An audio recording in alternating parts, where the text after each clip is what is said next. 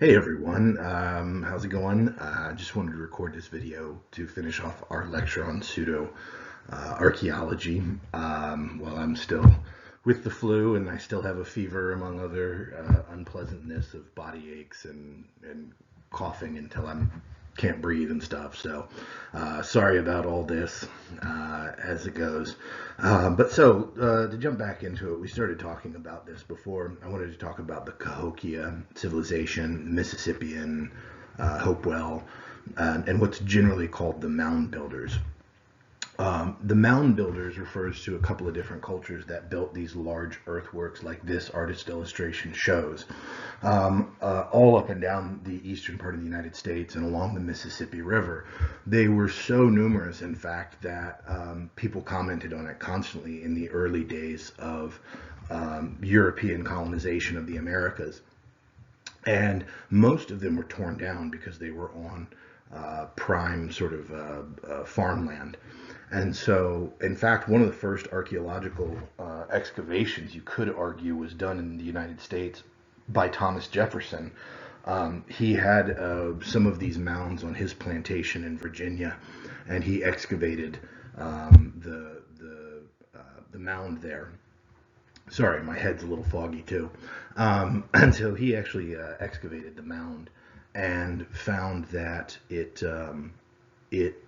contained all of these artifacts and everything, and the pottery and the arrowheads and everything was in the style of the indigenous people there. And he did this because Jefferson was sort of obsessed with showing that America was an ancient civilization, or an ancient place, or a great place up to sort of task with the rest of the world, because he wrote this book called Notes on Virginia, because in Europe at the time they were basically saying that like America was a tiny country, that it didn't have good soil or land or animals and things like that. And so he was really obsessed with showing actually we have bigger rivers than in Europe. We have bigger mountains than in Europe. We have more animals and more diversity of animals. And we also have this ancient human history, right? And so that's why he did that.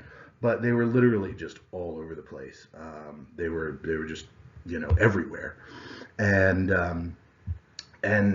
Cahokia was the capital city of one of these. It had, if memory serves, I want to say it was either 25 to 30,000 people that lived there, and they built these huge kind of terraced pyramids, again out of earth. They built walls, they built, courtyards and ball yards and all kinds of temple complexes and all of this really, really complex stuff. It was really extraordinary. In other places, for example, in Ohio, they built long snakes. There's a snake there that's like hundreds of feet long, and there's evidence that they built other kind of ground petroglyphs, based probably around their religious ideology, all of this kind of stuff. And this really demonstrated the complexity of these societies, and it shows that they had a great deal of political cohesion because they used the same like artistic stylings and symbology and images on their pottery and what wood carvings and wood paintings have survived and weren't destroyed, unfortunately, in the 17 and 1800s.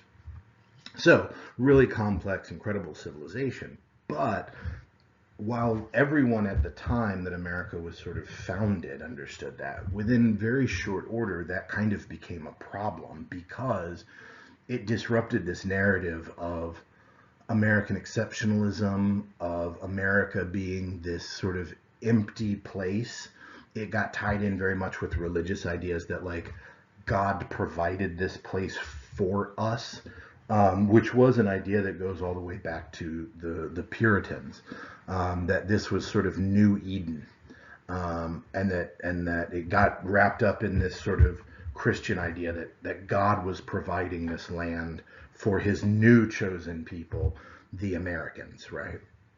And so, if this is already occupied, then God hadn't set it aside for us. And so, pretty rapidly at the end of the 1700s and early 1800s, that became a problem that pushed up against this emergent idea of like sort of manifest destiny, right?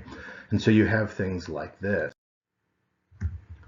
So you get things like this, which is an address that President Andrew Jackson gave to Congress in 1830. In the monuments and fortresses of an unknown people spread over the extensive regions of the West, we behold the memorials of a once powerful race which was exterminated or has disappeared to make room for the existing savage tribes. Now, let me break this down for you a minute. What he means by monuments and forces is, of course, those extraordinary,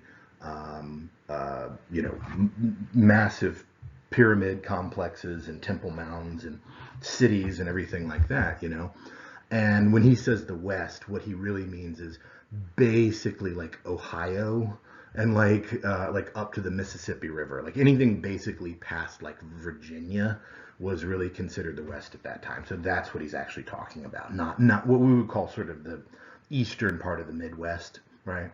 And so he says, in the monuments and fortresses of this unknown people spread across the West, we behold the memorials of a once powerful race which was exterminated or has disappeared to make room for the existing savage tribes, meaning that they were trying to make an excuse. They're saying that the indigenous people that lived there could not have possibly have made those things, right? Because they were savages, right? The Native Americans that they were seeing, those are savages. Those are primitive peoples. They couldn't have done something that impressive, right? And so it early on built the idea that, in fact, there was, some outside force. Because, again, we wanted to say, well, there's no way they could have done it. We think of them as savages, but also then it justifies us saying that we can take it. Because if they took it from somebody, well, then we're just taking it from them, right? If I take it from the original inhabitants, I'm stealing the land. But if I take it from, a thief, hey, I stole from a thief, no harm, no foul, was kind of their philosophy at the time, right? And that is an idea that has unfortunately existed to today. And its existence, unfortunately, has a very ugly impact in the ideas of people like Jared Taylor. Now, you probably, guys, are not familiar with Jared Taylor. I've mentioned before that I've done research on extremist ideologies, white nationalism, white supremacy, ethno-nationalists, things like that. My former partner actually wrote her PhD on that, and I attended and interviewed people. I attended rallies and meetings and things, and I actually interviewed people who are in the Klan and who are self-described Nazis, right? I know that that's a term that's being thrown around a lot right now, but I'm not applying that to them. They will tell you, yes, I am a Nazi, right? And I've interviewed these people. Jared Taylor is the director of a thing called American Renaissance, which is sort of the intellectual think tank for a lot of these movements. Jared Taylor is kind of their intellectual grandfather. And he started a thing called the National Policy Institute, which was later run by his protege, Richard Spencer, who you guys may have heard of years ago, several years back in like 2015, 16, 17. He was going around giving lectures on college campuses and holding rallies and things like that. He was one of the major organizers of the Unite the Right rally where Heather Heyer was killed.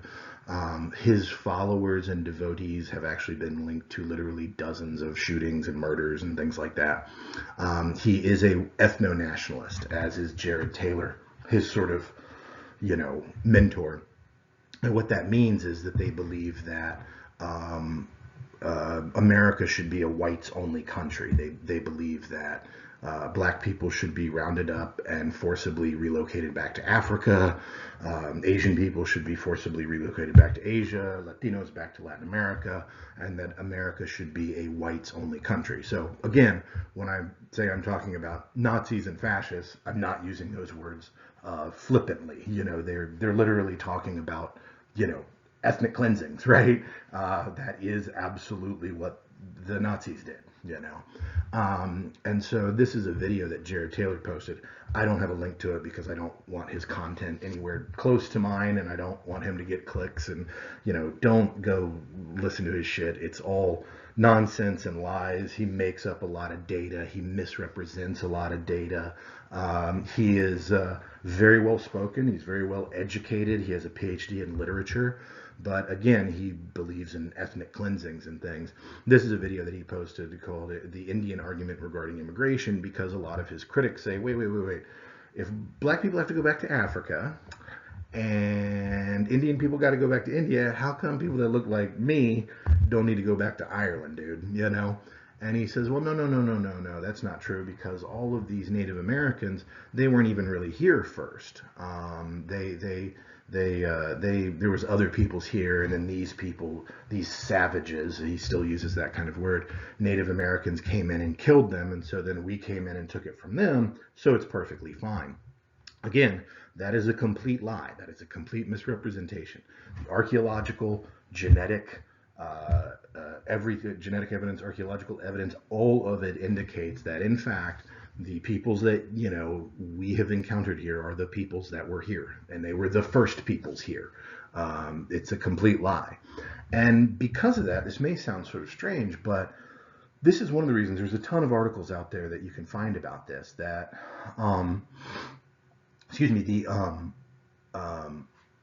pseudo-archaeology and ancient alien stuff is actually very much a gateway into white supremacy, neo-Nazis, ethno-nationalism, Christian nationalism, all of those kinds of things. As odd as that sounds, I know it sounds like I'm overblowing this, but actually what they find, and a lot of people have talked about this, a lot of people have researched this and have found that once people start looking into this and buying into these lies about ancient aliens, about all of this kind of stuff, it acts as a gateway into that extremist, racist ideology. And these guys know that. They actually spend a great deal of time posting on ancient aliens message boards and like lost history, hidden history, pseudo-archaeology, these kinds of things. It's extremely popular with these people, and they spend a lot of time devoted to it.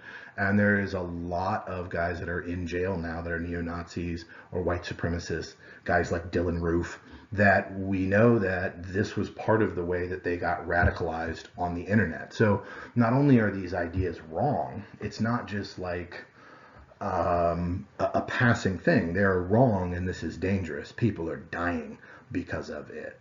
And you know, if you've seen any of the marches of actual Nazis that have very much increased over the years and lately, and again, I'm not just throwing that word around. These are individuals wearing swastikas who are self-described as Nazis, and they are more active than they have been. They are marching more than they have been. They are more violent than they have been.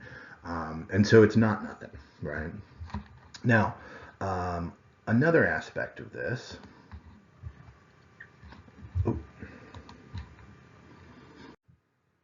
sorry, a little transition error there, that I've mentioned before is the idea of sort of lost tribes. So sometimes what you're hearing is that it's ancient aliens that came here and taught people how to do this. Sometimes you're hearing that it was an unknown tribe, you know, an unknown peoples, right, or an unknown group. That's one of the big arguments that you hear from a number of people like Graham Hancock, who I'm going to go more into talking about some of his ideas now, that says that it was an ancient civilization, probably Atlantis, that sailed around the world or traveled around the world and taught everybody how to do everything, that they were this super advanced society, right? Now, there's a couple of aspects here. Another thing that you'll hear a lot is the idea that it was one of the lost tribes of Israel. Now, if you're not a biblical scholar or you're not familiar with the Hebrew Bible, there are mentions of 12 tribes in the Hebrew Bible, or the Old Testament, as Christians often call it. Now, I'm not a biblical scholar, so I am reliant on biblical scholars who actually read the original source text in Hebrew and then later Greek for the New Testament. But basically, the overwhelming consensus of these scholars is that there weren't actually 12 tribes of Israel. What that was a way to explain where different cultural groups and peoples came from in the ancient Near East, in the same way that later on you had people trying, Europeans trying to say, well, black people came from this place and white people came from this. And some were religious, right? Some were scientific, even though they were wrong. They were saying like, oh yeah, black people and white people were different Homo erectus populations that evolved separately. Or they were religious, and some of it was some pretty racist, creepy stuff, saying like, God tried to make people, but he messed it up, and that's black people, and then he made white people, Adam and Eve. Again, very racist stuff. Other people, religious leaders, again, a lot of this is in like the 14, 15, 1600s, saying that like the devil or Satan tried to make people, and that's where like non-whites come from. And, again, racist stuff, I know, right? But I bring all that up to say is that in the Hebrew Bible, they were trying to explain like where different peoples came from. And so they kind of had this thing. There weren't actually 12 tribes, and none of them went missing.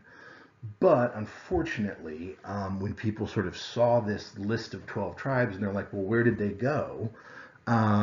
This started to lead into conspiracy theories. In the 1800s, it meshed well with this because they said, well, we have these monuments that were built, and there's no way that these darker skinned peoples who live here now, the indigenous Americans, could have built this. So maybe one of the lost tribes of Israel that are quote unquote unaccounted for in the Bible, maybe they made it to the New World millennia ago, and they actually built all of this, and then these savage Native Americans killed them, right? Now, let me be very clear up front. There is absolutely no archaeological evidence for this. There's no biological evidence for this. There's no linguistic evidence for this. There's no eco-facts of this, of like, old world crops or livestock or things that, were brought over here or whatever. There's zero evidence that would support this completely, right? And again, the scholarship says, well, there actually wasn't a lost tribe to begin with, so they're not missing. It's fine, And so, but that idea, and I mean this respectfully, was popular enough that when Mormonism started in the early 1800s, that idea was around enough that it sort of became one of the touch points for the Church of Jesus Christ of Latter-day Saints as to the origin story of certain things, right? It's important that I emphasize here, I don't mean anyone disrespect, but the overwhelming consensus among both scholars and religious people, religious leaders who study this, is to say that these things are not meant to be historical documents. They're not there to document history. That was never their point.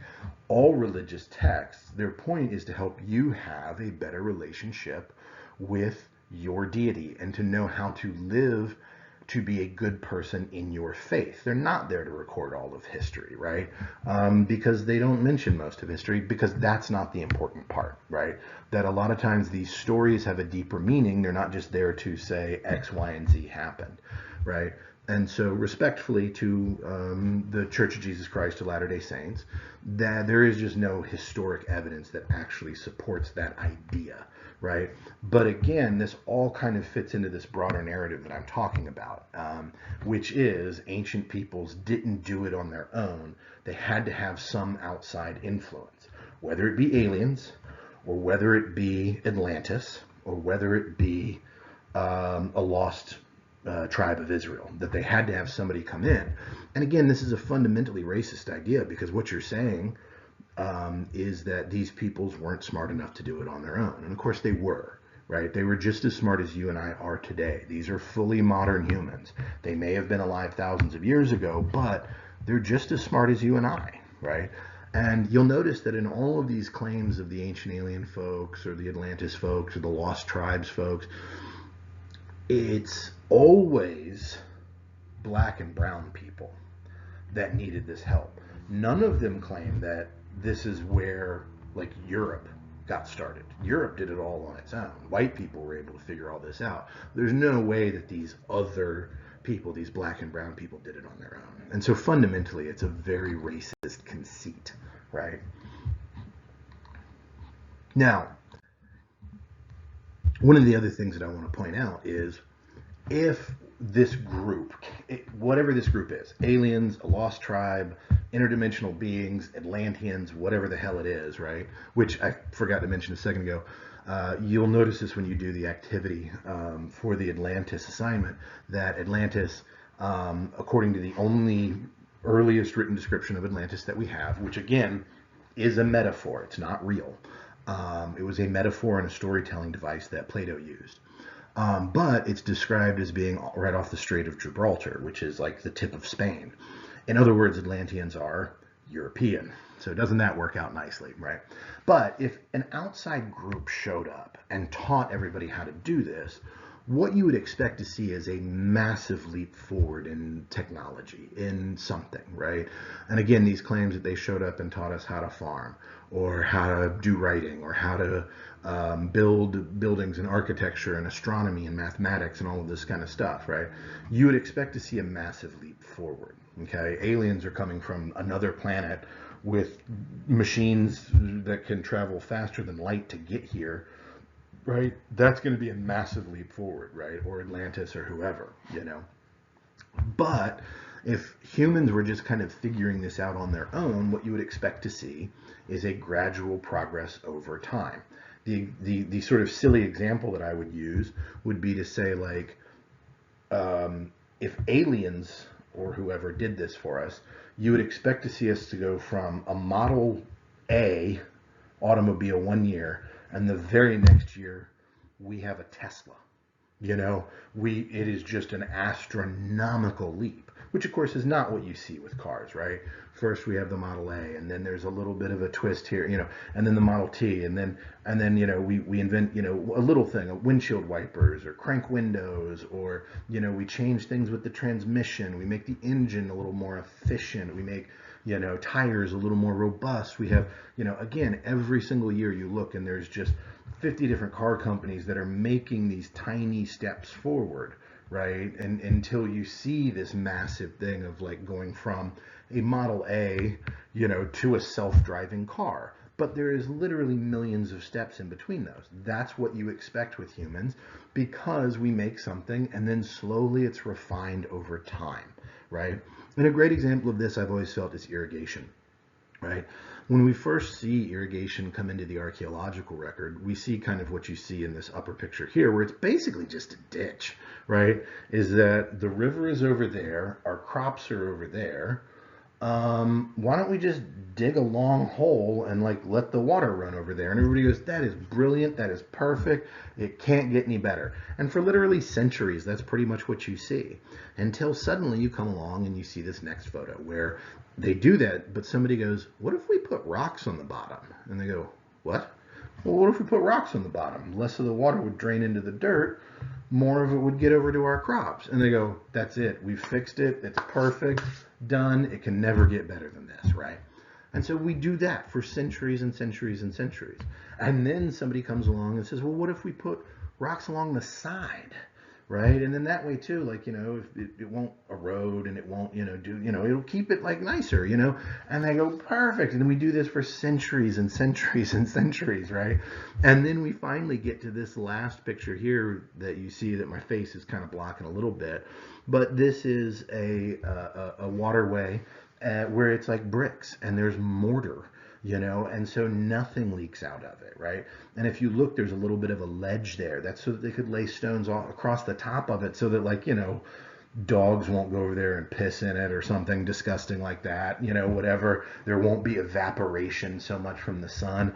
The reason that there's steps going down there is because this was a little cistern, right? Maybe if the water gets low and it's not flowing anymore, right? Seasonal variations in the river perhaps. Well, there would still be water down in that cistern and you could walk down those stairs with a bucket and still get water, right? And this is literally millennia that we see these steps taking place, right? And we see it taking place at different times in different parts of the world, right? And so, Atlanteans or whoever were super advanced and were moving all around the world, teaching everybody how to do stuff, but apparently they couldn't go, bricks? Let me explain how bricks work to you. It doesn't make any damn sense, right? Instead, you see millennia of us slowly refining this process, right? Until we get to, aqueducts, right? In Rome and stuff, which again, miraculously, nobody says the aliens are responsible for because it was Europeans that invented it, right? In this case, and so it doesn't really make any sense, right? It doesn't make any sense whatsoever. Okay, we see human innovation. Excuse me, I'm sorry. I've mentioned this before, but I want to talk about it. Sometimes you'll hear things about the Maya collapse and the Maya in general, all of which is just utter nonsense, right? I've mentioned the Maya collapse before in class, but just to reiterate, the Maya collapse happened in the so-called collapse happened in the 800s CE. And basically, it's the idea that suddenly all of the millions of Maya just disappeared. As I mentioned before, this is not the case. What happened was a change in their cosmology and a change in their environment and a collapse of their social order. Not a collapse of them, but of their social order, right? This is another case where context has to always be brought into archaeology. I told you once before that the way that the Maya system worked was the peasants, which were 95% of the population, did the farming, they did the labor, they did all of that kind of stuff. They turned over, crops to the priests and the kings and everything like that. They also paid their taxes in part through labor, right? This is actually still a process that's done in many parts of Central America in indigenous communities that like you have to be there to participate in like putting in a new road or like running a new water line to like the school or things like that you're required to do that. And that gives you the right to continue living on the land that the culture owns, that the people own, sort of like a reservation here in the United States, but not exactly, but that's probably as close as you'd be familiar with, right? And so people would pay their taxes by doing things like building pyramids and temples and palaces and all of this kind of stuff for the king. And the job of the king then was to do ritual bloodletting, where they would cut themselves on their lips or their genitalia, and they would take that blood and they would take those piercings and they'd pull like strips of paper or twine through it, dry it, and then the priests would burn it on top of these temple pyramids, like this one at Chichen Itza, and the smoke would go up and feed the gods, right? Now, why did they do that? They did that because it kept the gods happy. And as long as the gods were happy, then there wouldn't be any diseases or plagues. The rains would come, your crops would grow, your family would be safe, right? And so, yes, I'm doing all this work as a laborer, as a peasant for the king, but the king, because he is royal, has the blood that the gods want. The gods don't want my blood. It's not good enough. I'm a peasant. The gods want royal blood. That's worth them eating, right? Because that's what they believed, okay? And so that's what fed the gods was royal blood. So the king does his part by, undergoing this painful ritual pretty routinely, like very often, and keeping the gods happy. And because the king does that, my crops come in and my family gets to eat and my kids don't die of a disease or starve or whatever. And so we've got this kind of cycle, right? And I build his pyramids and give him some crops and stuff, right? But in the 800s, they had a number of problems that kind of coalesced at once. One was a change in the weather patterns there, that it became drier, right? On top of that, they actually kind of fucked their environment up. See, this pyramid that you're looking at here, it would not have looked like this in the Maya world. In ancient times, what they would do is they would take limestone and they would burn it, right? They would quarry big chunks of limestone, burn it, and then mix it with water. And this would make like a white paste. They would cover this entire thing with white paste. It's sort of like plaster, and they would cover it with this paste, and then they would paint it using all kinds of plant dyes and things like that that they were cultivating and that they were growing and they were gathering from the forest and all of this kind of stuff, right? And so these would be extremely vibrant. The whole city was painted in oranges and purples and greens and just reds and all of this explosion of color. There's some places where, thankfully for archaeology, some of these temples have been like covered over really quickly because of like a flash flood or something like that. And so when we excavated them, we actually found this, and it was extraordinary. But what that meant was that they were deforesting their area quite rapidly. And because they had to burn all of this limestone, because you have to redo it because it does wash off, right? And so they're having to redo their entire city pretty much constantly. And so they are quarrying tons and tons of limestone, right? And they are deforesting just thousands upon thousands of acres. Well, guess what? Less rainforest means less rain, right? And so the rain stopped coming. The world gets a little bit drier at that time. Their environment, where there are specifically, changes quite rapidly because of their impact on the environment. And so the rain stopped coming, and so crops start failing, and they start having more and more problems. And so people went, wait. I did my part. I grew my crops. I gave it to you. I showed up to build, your pyramids, your temples, your roads, all this stuff that you asked of me, and yet the rains didn't come, right? The times are getting hard, and so they stopped building those complexes because they lost faith in the king. They lost faith in their religious system. Their cosmology really took a hit. We know from archaeological records, we know from ecofacts such as the study of fossilized plant pollen, which is called palynology. We know from all of that they absolutely were still in that area, right? They were still growing corn. They were still doing all of those things, right? But they just stopped building these grand pyramids, right? So that's what the collapse actually was, One of my favorite things that you'll find the Ancient Alien, Graham Hancock people talking about is this sarcophagus lid from a guy named Lord Pakal. He was ruler of a city-state called Palenque, right?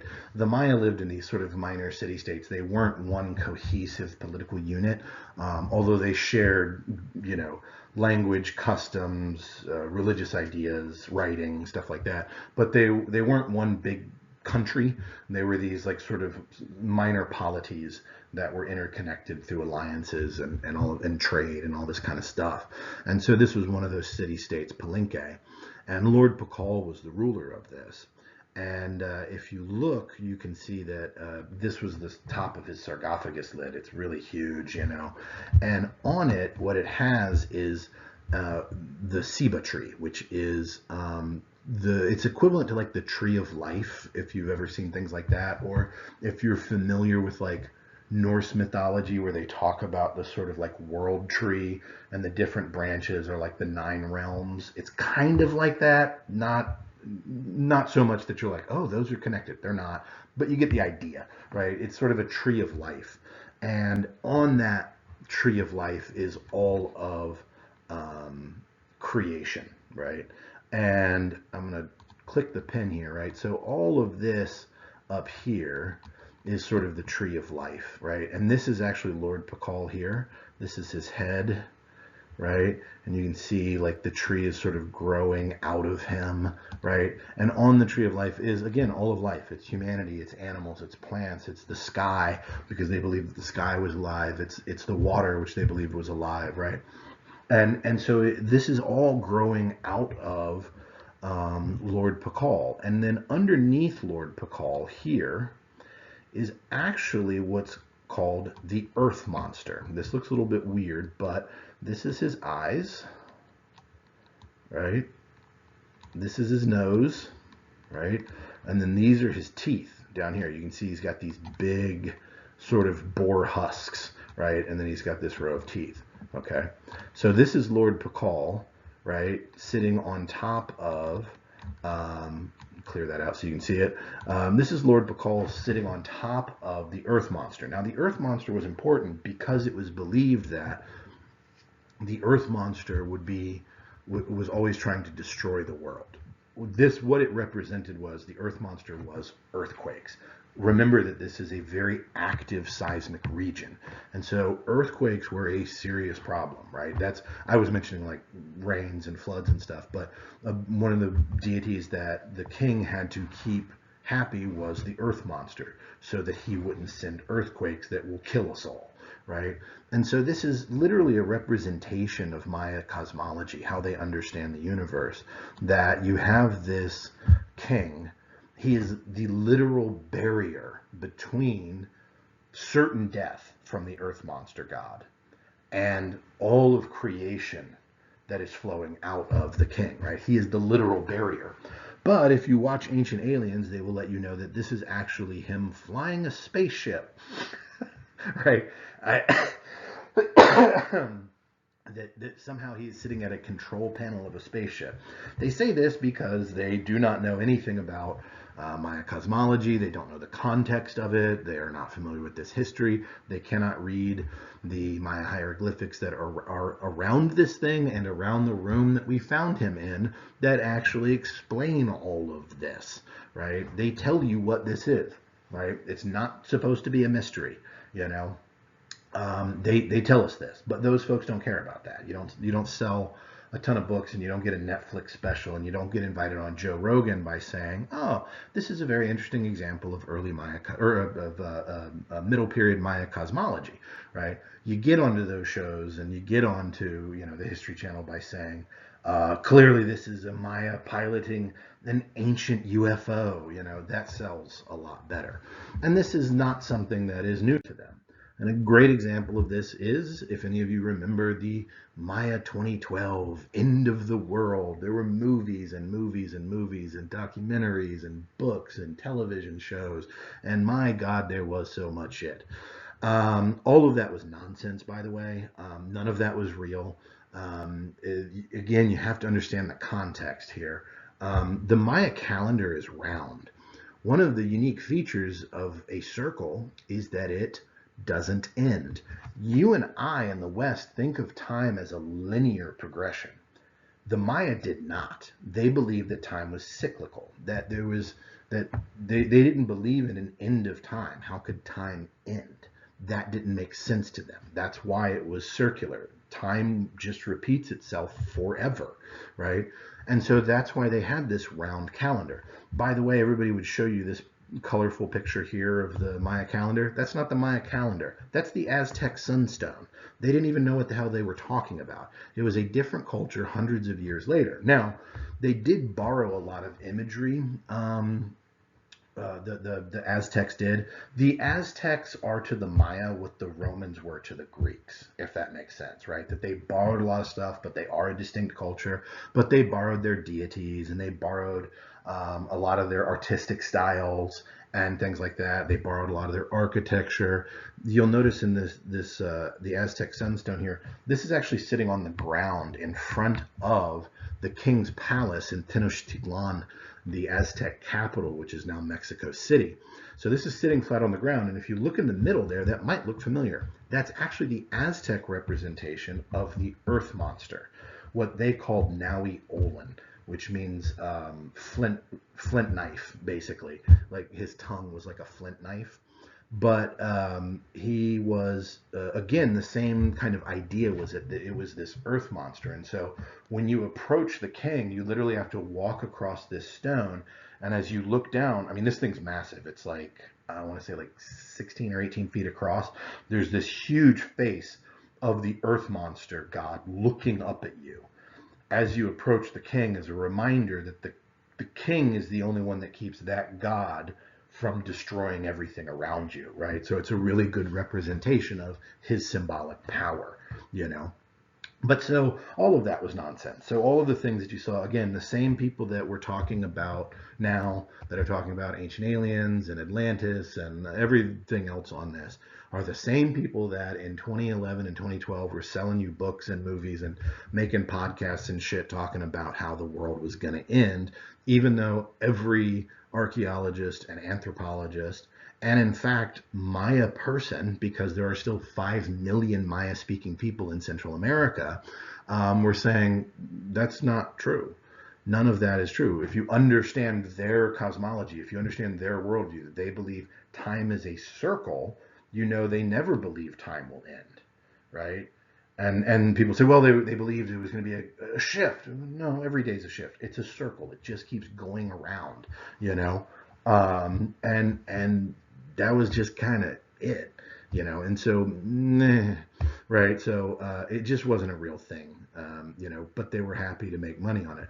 This also explains another common thing that you will hear from these people that try to, again, justify the idea that white people taught everybody how to do stuff.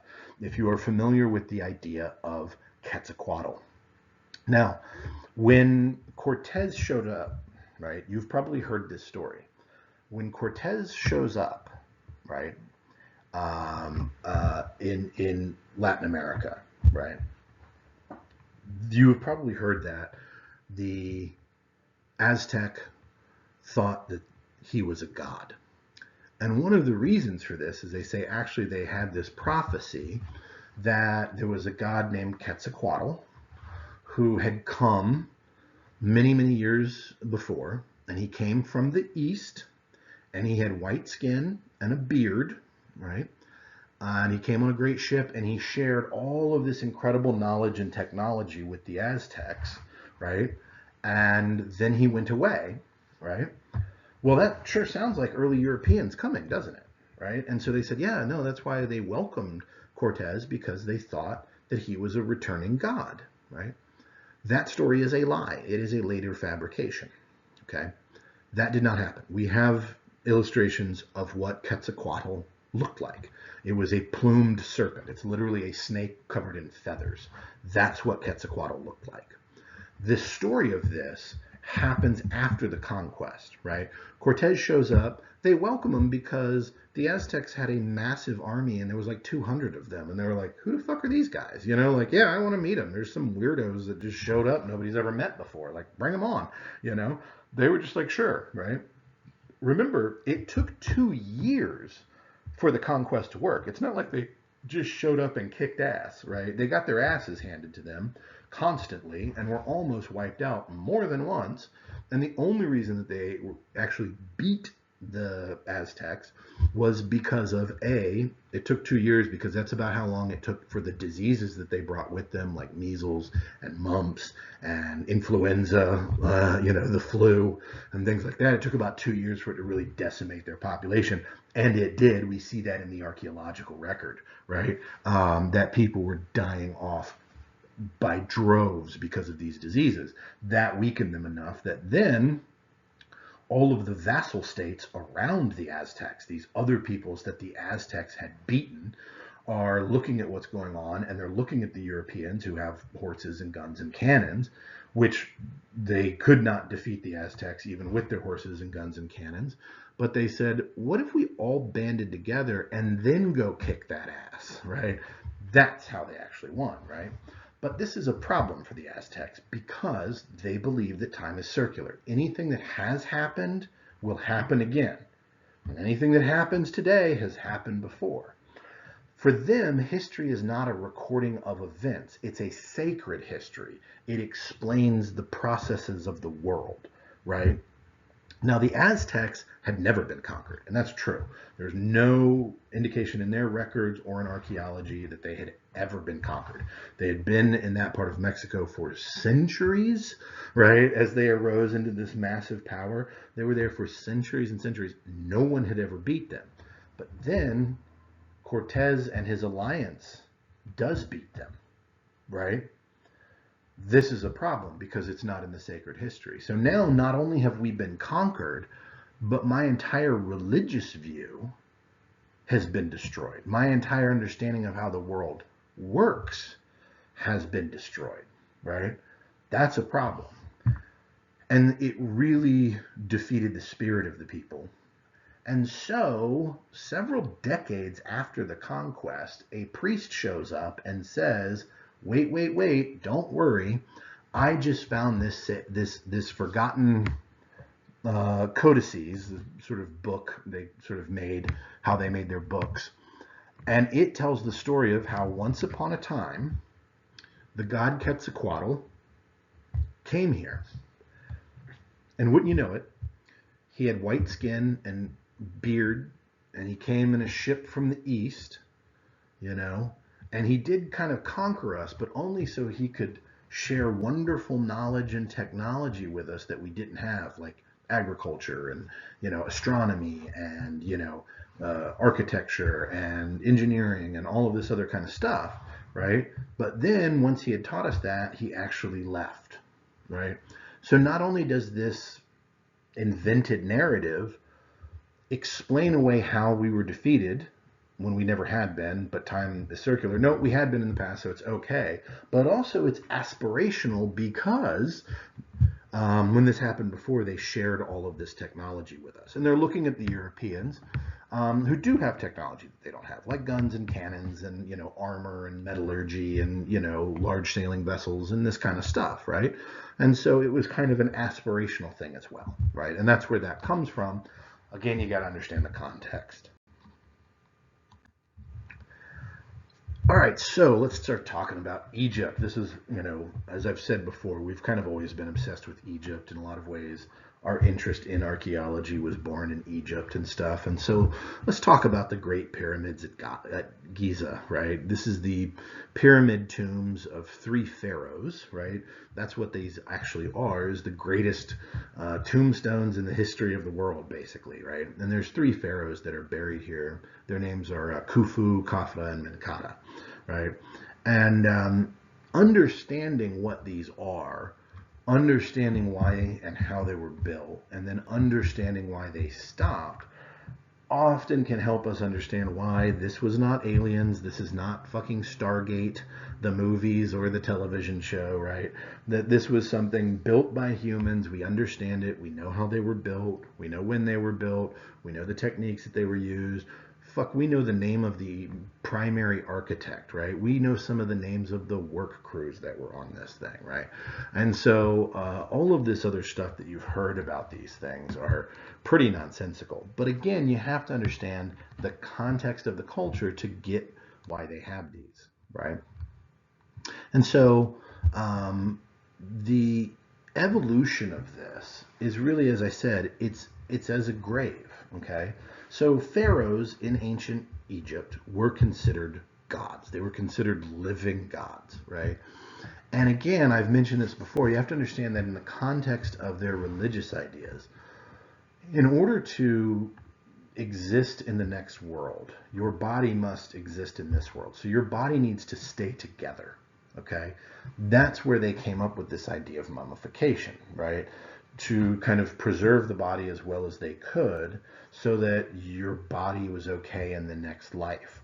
And that everything that you were buried with traveled with you to the next life, you know? And so that's why people all over the world, this is true, will be buried with grave goods, because there's an idea that you will have those things in the afterlife, right? And so, you know, having things intact physically means they exist in the next world. This is why you see things like mummified pets, because, you know, your dog dies, your cat dies, and if you mummify it, well, it's kind of a comfort to think, yeah, I'll get to see my dog in the next life. This is why people often would mummify babies. Again, in the ancient world, you're talking about, you know, 50% mortality rate, sometimes higher. And so, you know, if you have a baby that's born and dies almost right away, there is some comfort in the idea that if they're mummified, you'll meet them in the next life, you know. And so you have to understand that context of why it was so important for mummification to happen, right? No one believes that mummies got up and walked around. That's a complete invention of, you know, pulp writers in Hollywood centuries later, primarily here in America, actually, primarily in late 19th and early 20th century. Like that's no one in Egypt ever thought that mummies would get up and walk around. That's something we invented, right? So in either case, so they need their bodies to stay intact, but also they need those things that they're buried with to stay with them. That's how they get to keep them in the next life. Now, if you're a pharaoh, if you're an actual living god, what that also means is that you want all of your shit. You don't want to live in poverty, right? You're not downsizing in the afterlife and in eternity. And so you're going to be buried with a ton of grave goods, because you're going to be buried with plates and bowls and cups and food and thrones and chariots and horses and slaves, actual slaves. You're going to be buried with, boats. Sometimes those would be very large models of the boat. Sometimes we think that they were actually full-on fucking boats, man, right? You're going to be buried with a lot of stuff. You are a living god king. You want all this stuff, but that is a very tempting thing for looters. And so what they did to try to protect it is that they would actually go out in the desert and they would dig these holes, right? And they would dig this burial shaft down, and then they would dig out a room and put lower down the pharaoh once he died in his sarcophagus, and all of his gold and his jewels and his furniture and all this stuff, most of which was made out of like gold and silver and encrusted with jewels and all of this stuff, and they would lower it down in there. And when they initially did this, they just kind of built this mud brick sort of top on it. It was called a mastaba, which means bench in Arabic. And it was just this kind of like plopped on top thing that was meant to keep people out. Later on, they started saying, well, I'm a god, you should be able to honor me. And so they would actually start making like doors and a little room so that priests could come and like light candles and offer prayers to you and stuff like that. And they even would put in a false door that didn't go anywhere to try to like trick thieves, right? But none of this worked, actually. Like people kept breaking into it, right? But nonetheless, what ended up happening though is, these things at first they're just kind of mud brick and they look like shit. Later on they get carved bricks, and you can see in that one picture like really nice carved bricks in there and stuff, But as time goes by, one of the things that you see, my face is kind of covering the picture here, is that pharaohs are arrogant bastards. I mean, they're kings. They're all arrogant bastards. And so some pharaoh comes along and says, I deserve to have a bigger mastaba than everybody else because I was the best pharaoh ever. And they keep getting bigger until somebody goes, I deserve 2 mastabas. And so they build a mastaba, and then they build a little mastaba on top of it. And the next guy goes, I deserve 3 mastabas, and on down the road until you end up getting these stepped pyramids, right? Now, Egyptians were kind of obsessed with like straight lines. They really believed that like the aesthetics of like very clean lines and stuff was like, that's the way, And so after guys started building these stepped pyramids, they didn't really like the look of them, and they tried to fill them in by just like sort of stacking smaller bricks on it, but they always blew off, they always eroded away and everything. And so finally along comes a pharaoh named Sneferu. Now, Sneferu is called the pyramid builder. Sneferu comes along and says, I am a god king. I want a true pyramid. And so he has a huge number of architects and engineers and everything start planning this out. And I'll explain the labor force in just a second. And he has all of his workers go and he says, I want a true pyramid, right? I'm not taking some janky ass, whatever. And so they say, okay, we're going to figure it out. And so they start building this like little 3-step pyramid that you see in the picture there. And the reason it is because they got it wrong. They got their geometry off.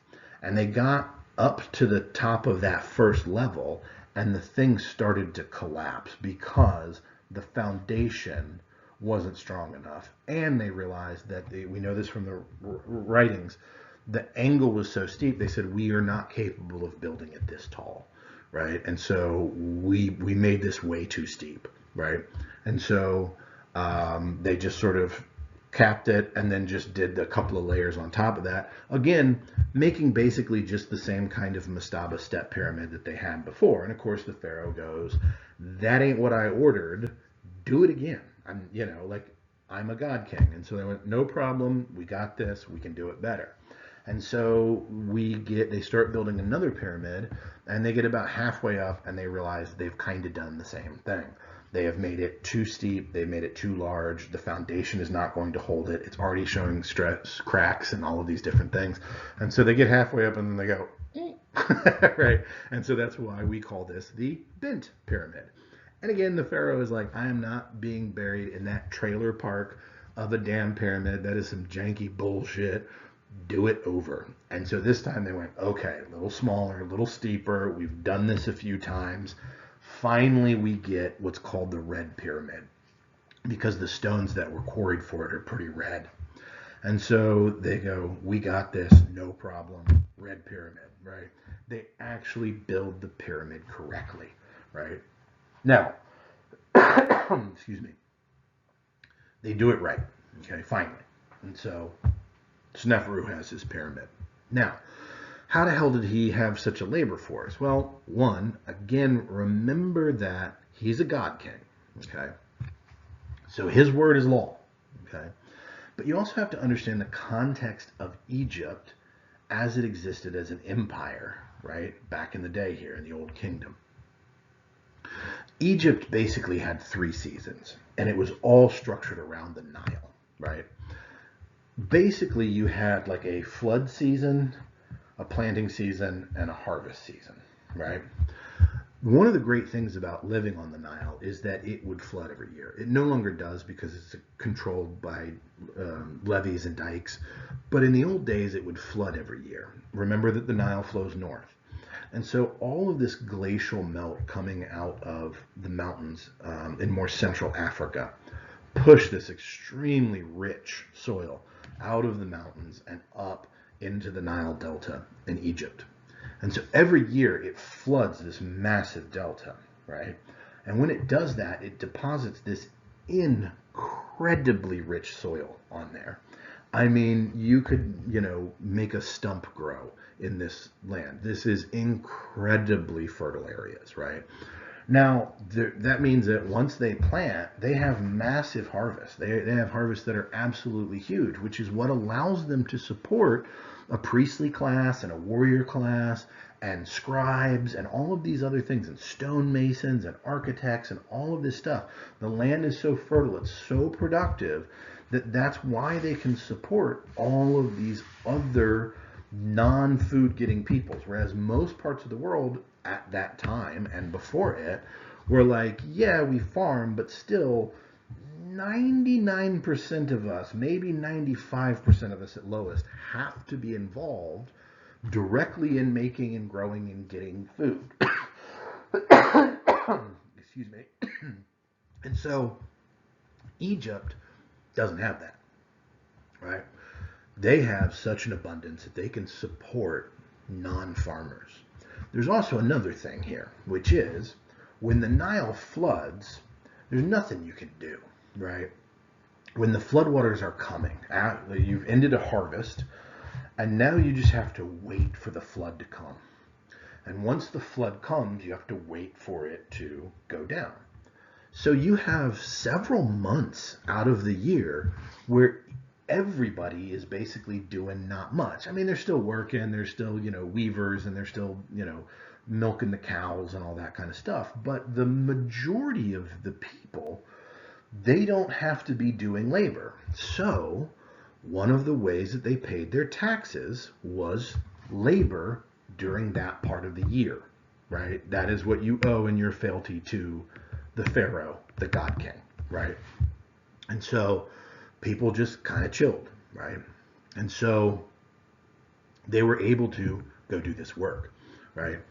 And so you're the pharaoh, you have this incredible labor force that you can utilize for like a third of the year. Plus that same labor force grows so much food that at all times you can employ specialized rock carvers and engineers and, architects and things like that all of the time, right? That's why they were able to build these massive projects in a pretty short time frame. I mean, it was many, many, many years to build each one of these, but that's a pretty amazing thing, right? So, Sneferu builds all of this, all right?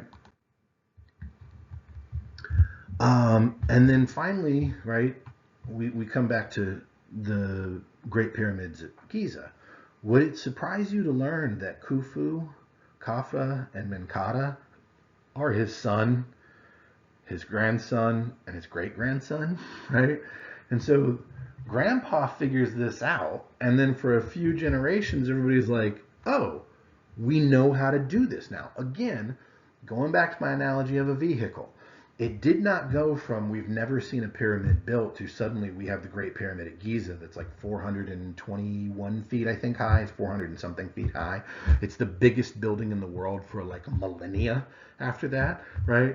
It just out of nowhere. No, we see a clear progression of we start building basically just a sort of foundation, and then we turn that into a step pyramid, and then we try to turn that into a true pyramid. It doesn't work. And so we start from scratch trying to build a true pyramid, and we get the math off. So we try to do it again, and we get the math off, and we finally figure out how to do it. And then once we've figured it out, we build more, and they get bigger and bigger and more elaborate, right? And we see where they have this labor force, they have this productive farmland, where the resources are coming from. If aliens just showed up and taught us this, right, it seems that the aliens can make, galactic level, galaxy level starships, but they can't teach us geometry, right? That's stupid. I mean, come on, And so there's an obvious progression here, like I was talking about, But then they stopped, right? There are no more pyramids being built. Is that because the aliens left? Is that because the Atlanteans left? No, of course not. They stopped building it for two reasons. One, it damn near bankrupted the empire. Again, if your labor force is spending all of its extra time and resources building your tomb, that means it's not building roads and marketplaces and wharfs and, other things that are going to help trade, that are going to help you stay the dominant power in that part of the world, which Egypt absolutely was. They had vassal states up into what is now like Syria and down into Central Africa and all over the place. Like they were it, right? But if I'm spending all my time and money on this, then I'm not building engines of war and chariots and, horse stables and all of these other things that I'm going to need to stay dominant. All right. So it damn near bankrupts the empire. And so pharaohs after that went, oh shit, this ain't a great idea, But the other, and I would argue maybe bigger reason, it didn't work. There's evidence that very, very soon after this, all of these things were looted. They were probably looted by the people that built them because they knew how to get into there. There were specially things that were done that, like when you drop the door in place, it would kind of lock and you couldn't get it up. But these guys clearly, they built it. They knew how to get in, right? And so it was looted almost immediately, right? There is nothing in these, by the way. When we went into the pyramids, there's chambers inside of there. I'm sure you guys have seen maps of this. We go to chambers inside of there and all this kind of stuff, and all of it's gone. All the grave goods are gone, right? And when I'm talking about grave goods here, we've only ever found one pharaoh's grave that wasn't looted, and that's the pharaoh King Tut, Tutankhamun. And King Tut was a nobody pharaoh, right? He died when he was like 18.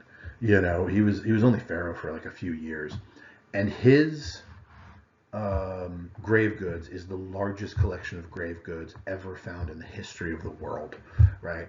I've never seen them, right? But I have seen the second largest collection of grave goods in the world, and this is from a grave in Peru, okay, from the Tiwanaku civilization, and the museum that was built to hold everything that we found with that grave is 4 stories tall, and King Tut's is probably 10 times that. right? And he was a nobody, unlike, say, a Ramesses II, one of the truly great pharaohs, you know. And so this is obviously going to attract a ton of looting, right? And so people looted it right away. And this is a giant beacon. It's a 400-foot tall beacon that says, I am filled with enough treasure for you and 100 other people to support themselves for the next 5 generations, right? It's so much loot, right? And so of course people looted it, and so it didn't work. And so as soon as they realized that, Sneferu's was looted, Khufu, Khafra, and Menkaure was looted. After that, the pharaohs just went back to trying to bury it in the desert, what we call the Valley of the Kings. You know, they had guards placed around this valley to try to protect it. Again, they probably just, you know, paid off the guards or whatever. You know, those kinds of things. You know, and so that's why the pyramids started, and that's why the pyramids stopped. It was all about the cosmology. Another couple of things that I want to disabuse you of pseudo-archaeology that's out there. A lot of people, there's a weird comment that I see a lot online, I've heard on podcasts and YouTubers and everything, talking about how Jews built the pyramids. And weird comments like, oh, if I had 2 million Jewish slaves, I can build a pyramid too. No, that was not Jewish slaves that built this. Again, it was the Egyptian workers. We don't have any evidence that, I'm sure some slaves were used, they had slaves, but the overwhelming evidence is that slaves weren't a particularly large labor force on this. Because again, people are paying their taxes through that labor, and so that's enough, along with the regular stonemasons and people that, you know, are paid. On top of that, these pyramids are 4,600 years old. Okay, when people talk about the exilic period, the exile period of Jews from Jerusalem, what they're talking about is a time when Babylon conquered them and they were dispersed, right? That is a historic event that happened. And the overwhelming consensus is that it happened about the year 1250 BCE, right? So about 35, maybe 34, 3200, yes, 32, I said 35, 3,200 years ago. It might be as old as 3,300 years ago, but it's probably at 3,200 years ago, right? And then after that, there was a reconquest of Jerusalem over the Babylonians as their empire was sort of having its own problems and that kind of thing. And so kind of the Jews went back, right? So Jewish people were never involved in the building of the pyramids. And I can tell you the reason why people think this, and that is the movie from, I think it was the 1940s, from Cecil B. DeMille's The Ten Commandments, with Charlton Heston. That is the first time that anyone depicted Jews building the pyramids. And people honestly, like an overwhelming number of Christians in America today, believe that the pyramids were built by the Jews, and it's all because of that movie. But at any time that the Jewish people would have been there, the pyramids were already well over 1,000 years old. They were ancient by that time.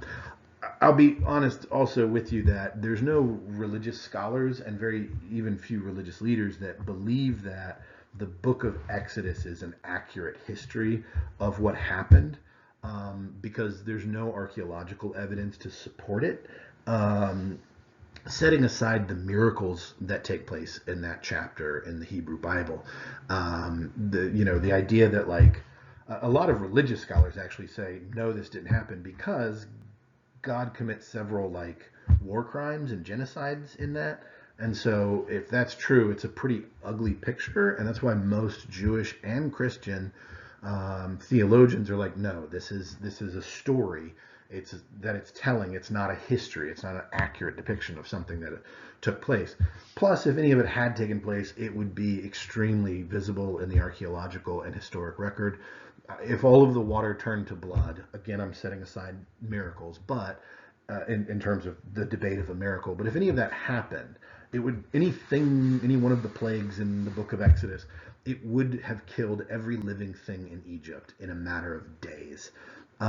You would see every man, woman, child, ox, sheep, goat, lizards, frogs, birds, everything, trees, would be dead in days. That would lay waste in a devastation that you would see in the archaeological record. It would be very, very clear. Okay.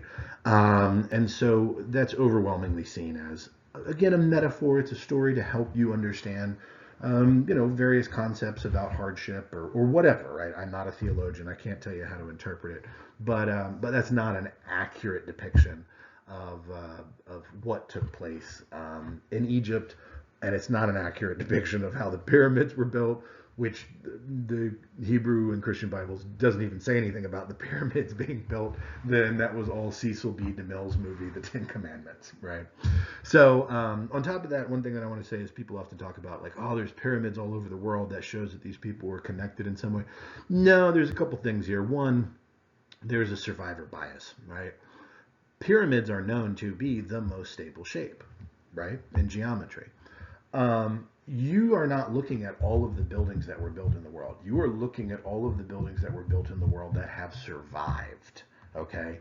There's only so many ways to build a building, and this is, without a doubt, the most stable when it comes to erosion, when it comes to rain, when it comes to earthquake, all of these different things, right? It's very, very stable. So, yeah, we see a lot of them because those are the ones that lasted, right?